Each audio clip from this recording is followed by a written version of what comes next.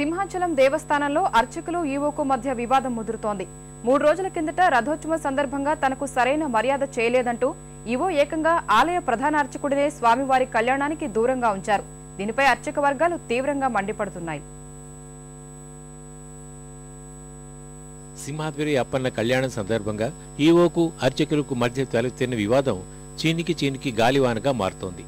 ఆలయ ప్రధాన వేడుకల్లో తొలి పూజ, దర్శనం వంటివి ఆలయ వంశపారంపర్య ధర్మకర్తలు పూసపాటి ఆనంద గజపతి కుటుంబానికి కల్పించడం మొదటి నుంచి ఆనవాయితీగా వస్తోంది. రథోత్సవ రోజున కూడా అర్చకులు ఆనంద గజపతికి తొలి పూజ నిర్వహించారు. దీనిపై ఈవో నరసింగరావు ఆగ్రహించారు. రథోత్సవానికి రానంటూ వెళ్లిపోయారు. దీంతో రథోత్సవం అరగంటకు పైగా ఆలస్యమైంది.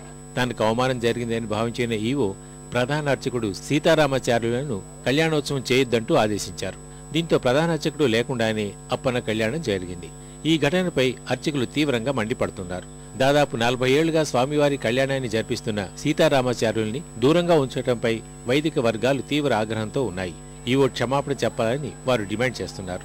మా గురువు గారు జరిగినటువంటి అలాగే మా చైర్మన్ గారు జరిగినటువంటి అవమానానికి వారు వచ్చి క్షమాపణ చెప్పాలి.